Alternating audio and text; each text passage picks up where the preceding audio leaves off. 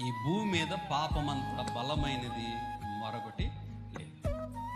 మీరు పాపం అనగానే మొత్తానికి ఎక్కడికో వెళ్ళిపోతారు. మీరు పాపం అంటే నీ దగ్గర ఉన్న ఒక వ్యసనమే పాపం. ఇంకో ముందుగా మన పక్కన ఉంటుంది 24 గంటలు. ఈరోజు ఫోన్ లేనివాడు ఉన్నాడు అసలు ఎవరైనా?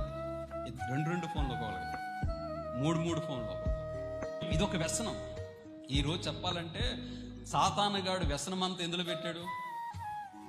ఒక 6 ఇంచీల దీంట్లో మొత్తం ప్రపంచాన్ని పెట్టాడు. ఈరోజు యవనస్తులు రాత్రులు పడుకునే ముందు దీంట్లో ఒక వ్యసనం ఉంటుంది వాళ్ళకి, ఫోనోగ్రఫీ.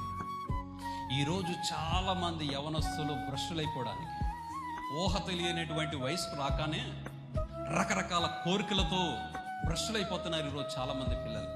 మైనస్ ఎందుకు అయిపోతున్నారంటే ఈరోజు ఫోన్లు నెట్ ఉంటే చాలని దొరికేస్తున్నారు. ఇదొక వ్యసనం. చాలా మందికి ఫోన్ రాత్రులు పడుకోవట్లే ఈ మధ్య. ఒకప్పుడు త్వరగా పడుకునేవారు, 10 గంటలకు 9 గంటలకు పడుకునేవాళ్ళు. అరగ పడుకునే వాళ్ళు కొంతమంది ఉంటారు ఫోన్ మీద చేతి పెట్టి. ఇదొక వ్యసనం. చూడండి, మనిషి చూడండి, ఈరోజు ఎవరినైనా మీరు గమనించండి, ఒక 5 నిమిషాలు ఖాళీ ఉంటే చాలు, ఒక 10 నిమిషాలు ఖాళీ ఉంటే చాలు, ఓపెన్ చేస్తారు.